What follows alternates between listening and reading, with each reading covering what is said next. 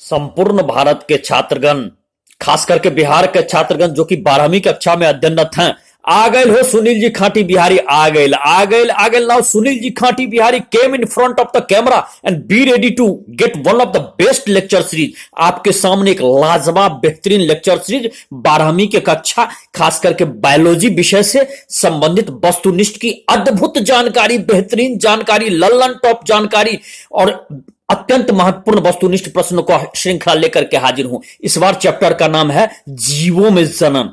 जीवों में जनन और बिना राग लपेट के मैं शुरुआत कर रहा हूं, लेकिन इससे पहले मैं आपसे आग्रह कर रहा हूं कि भैया सुनील जी खाटी बिहारी यूट्यूब चैनल पर बिल्कुल फ्री है। आप इसको सब्सक्राइब करो, लाइक करो, अपने मित्रों को बतलाओ, दोस्तों यार को बतलाओ। चलो शुरुआत करता हूं। बायोलॉजी शब्द किस भाषा का शब्द है?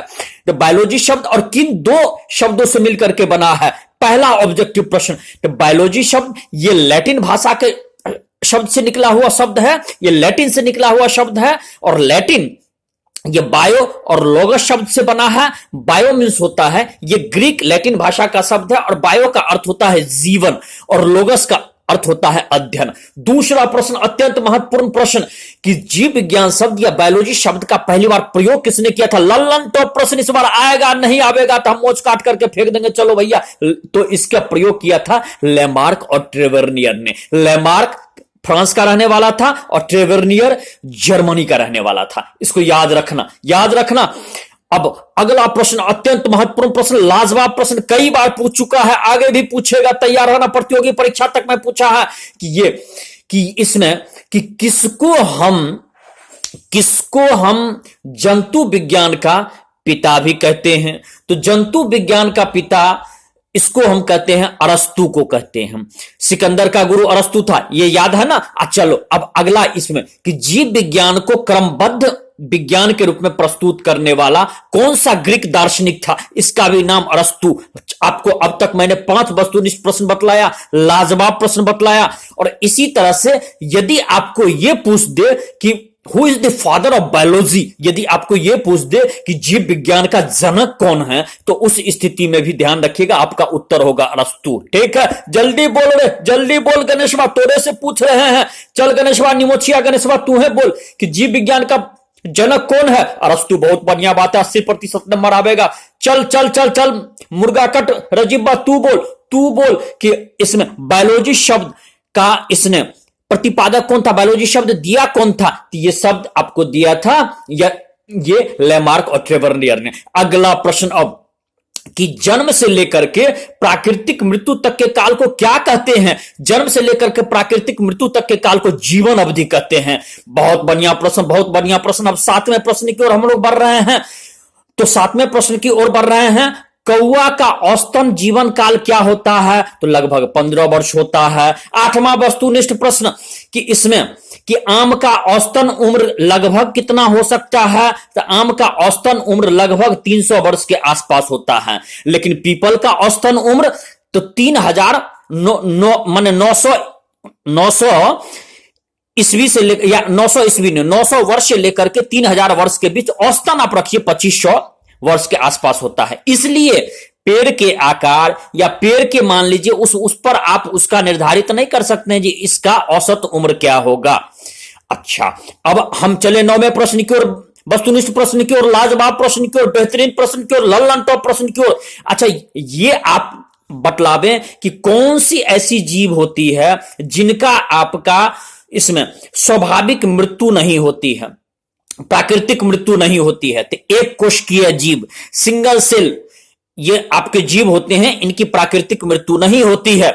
अगला प्रश्न, ये आपका वैसे मान लीजिए कि फैक्चुअल प्रश्न है। हाथी की औसत उम्र लगभग कितनी होती है? ये 60 से 70 वर्ष होती है। ठीक है, अब 11वां वस्तुनिष्ठ प्रश्न, गुलाब की औसत उम्र क्या होती है? 5 से 7 वर्ष होती है। तितली की औसत उम्र क्या होती है? अगला वस्तुनिष्ठ प्रश्न, तो 1 से 2 हफ्ता, 14 से 15 दिन के आसपास होती है। अच्छा, एशियन हाथी की औसत उम्र क्या होती है? लगभग 48 वर्ष। ठीक, अब अगला वस्तुनिष्ठ प्रश्न, लगभग हम 14वें वस्तुनिष्ठ प्रश्न की ओर पहुंच रहे हैं। कुत्ता का औसत उम्र क्या होता है? 10 से 13 वर्ष के आसपास होता है। अब एक और महत्वपूर्ण प्रश्न, तोता का औसत उम्र क्या होता है? 140 वर्ष। मगरमच्छ का औसत उम्र क्या होता है? 60 वर्ष। मगरमच्छ 60 वर्ष। उसके बाद फल मक्खी 40 से 50 दिन, धान 3 माह। कछुआ बहुत ज्यादा दिन जीता है, कछुआ बहुत ज्यादा दिन जीता है, 100 से 150 वर्ष जीता है कछुआ। और कुछ तो ऐसी कछुआ की प्रजाति है जो 250 वर्ष जीता है। अब बरगद का औसत उम्र तो 200 से 300 वर्ष के आसपास। ये फैक्चुअल प्रश्न है, इसमें इसे पूछे जाने की संभावना कम होती है, लेकिन फिर भी मान लीजिए कहीं पूछ दे तो आप मानसिक रूप से तैयार रहिएगा। लगभग हमने आपको 20 वस्तुनिष्ठ प्रश्न देखते देखते परोस दिया। अब इसके बाद अगला प्रश्न जो है ये कि प्रोटिस्टा और मोनेरा, जिसको हम एक केंद्रकीय जीव भी कहते हैं, प्रोटिस्टा और मोनेरा, ये नए जीवों का जनन किस प्रकार करता है? तो ये किस प्रकार करता है? तो उत्तर जान लीजिए, कोशिका विभाजन के द्वारा करता है। इसको हम द्विखंडन भी कह सकते हैं, कोशिका विभाजन के द्वारा ये करता है। ठीक, अगला प्रश्न लगभग हम 22वें प्रश्न की ओर जा रहे हैं, 22वें प्रश्न की ओर जा रहे हैं। तो ये प्रश्न है कि जलाशय की महाविपत्ति किसको कहते हैं? बेहतरीन प्रश्न, ये सब पूछिए तो ऑब्जेक्टिव का ये आपका एक सुपरस्टार प्रश्न है कि इसको हम जलाशय की महाविपत्ति, जिसको वाटर हाइसिंथ भी कहते हैं, वाटर हाइसिंथ इसको हम कहते हैं। ये आपका बंगाल का आतंक भी इसको कहते हैं, और ये सर्वाधिक वृद्धि करने वाला खरपतवार है, इसको वाटर हाइसिंथ कहते हैं। क्या कहते हैं वाटर हाइसिंथ? जल्दी बोल निमोचिया रजी, बातोरे से पूछ रहे हैं, क्या कहते हैं बंगाल, इसमें जलाशय की महाविपत्ति या बंगाल का आतंक किसको कहते हैं? Water hyacinth. बार 83% नंबर आवेगा। बहुत बढ़िया बात, एकदम लाजवाब, दिल मन खुश हो गया, मन प्रसन्न हो गया, बार गोल्डन, एकदम ठीक है।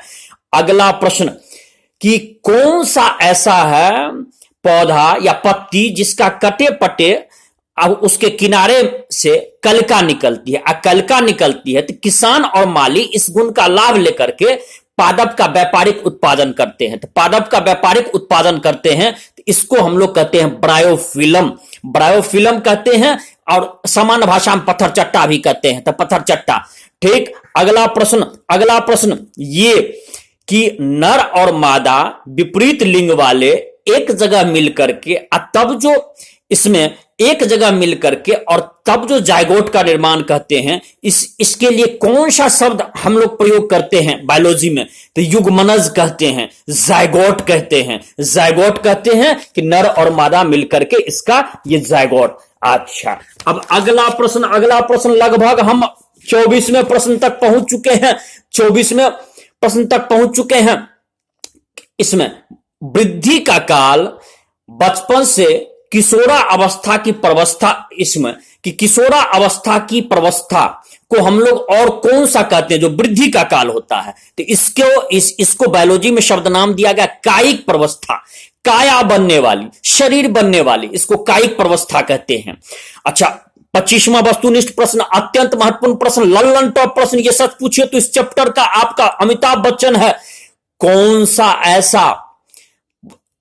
सा ऐसा पेड़ होता है जो कि पूरे जीवन काल में 50 से 100 वर्ष में एक बार ही पुष्प पैदा करता है? ये बांस की जाति है जो एक बार ही पुष्प पैदा करता है। अच्छा, अगला प्रश्न अत्यंत महत्वपूर्ण प्रश्न, बेहतरीन प्रश्न, ये सच पूछिए तो आपका जीवों के जनन चैप्टर की आलिया भट्ट है कि 12 वर्ष में एक बार पुष्प उत्पन्न करने वाली ये कौन सी है? इसको हम लोग नीला कुरेंजी कहते हैं। क्या कहते हैं? नीला कुरेंजी। और इसको एस्ट्रोबिलेंथस कुनियाना भी कहते हैं। इसका बायोलॉजिकल नेम है एस्ट्रोबिलेंथस कुनियाना। और ये केरल और कर्नाटक, तमिलनाडु के पहाड़ी में सड़क के किनारे एकदम पुष्पकालीन सा बिछ जाता है, जो कि देखने में आकर्षण का केंद्र बना रहता है। अच्छा, अब इसके बाद अगला जो आपका वस्तुनिष्ठ प्रश्न है वो ये है कि जनन प्रवस्था के दौरान मान लीजिए कि मादा का चक्रिक परिवर्तन आने लगता है।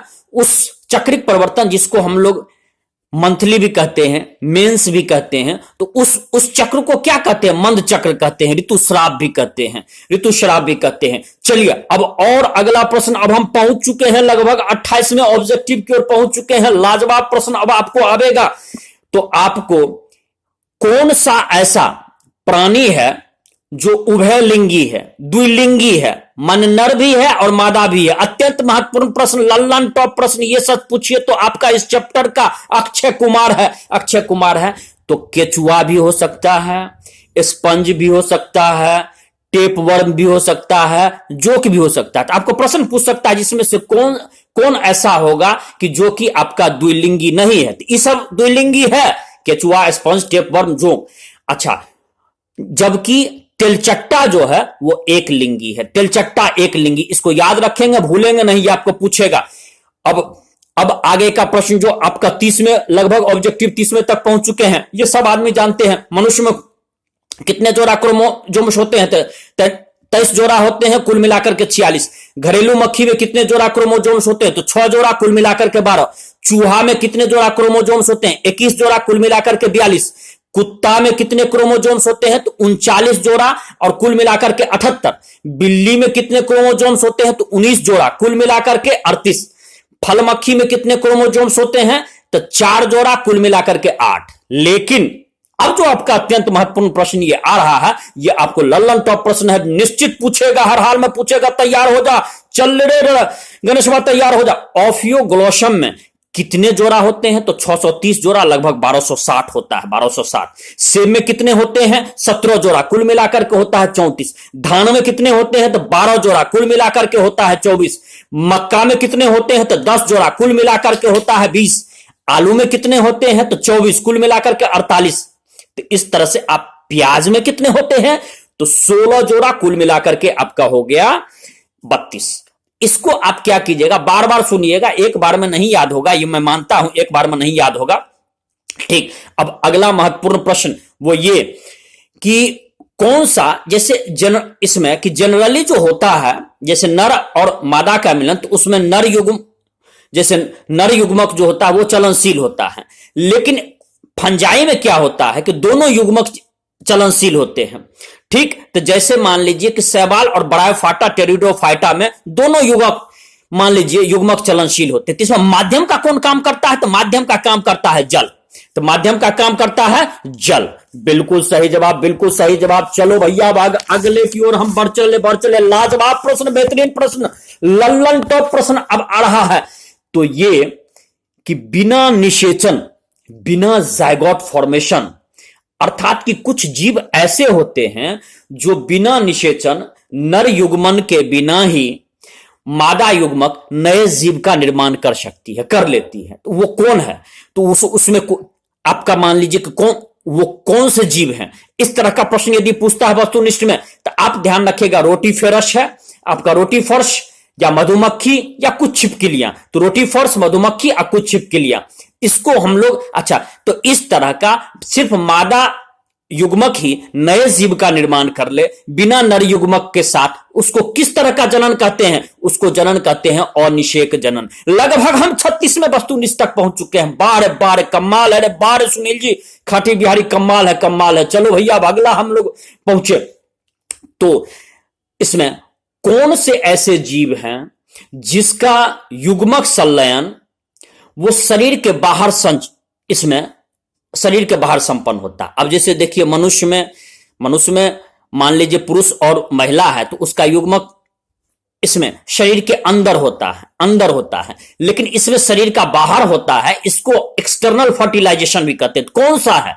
ये आपका कुछ शैवाल है और कुछ मछलियां भी हैं। तो शैवाल और मछलियां इसमें एक्सटर्नल फर्टिलाइजेशन होती है।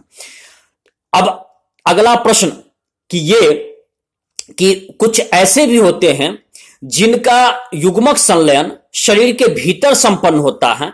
उसमें बतलाएं कि जैसे कि कुछ उदाहरण दे। तो कुछ उदाहरण में आपका स्तनधारी चला आता है, कुछ सरीसृप चला आता है, कुछ पक्षी भी चला आता है। इन सब के जैसे ब्रायोफाइटा हुआ, टेरिडोफाइटा हुआ, जिम्नोस्पर्म हुआ, एंजियोस्पर्म हुआ, इन सब का आपका अंदर ही आंतरिक निषेचन होता है, आंतरिक निषेचन। अच्छा, अब लास्ट में, अब अंतिम पायदान तक हम लोग पहुंच चुके हैं। तो ये बतलाइएगा कि जो अंडा के रूप में पहले प्रजनन करता है और बाद में अंडा से प्रजनन होकर के तब वो उससे बच्चा निकलता है, उसको किस तरह का हम लोग कहते हैं? तो उसको कहते हैं अंड प्रजक।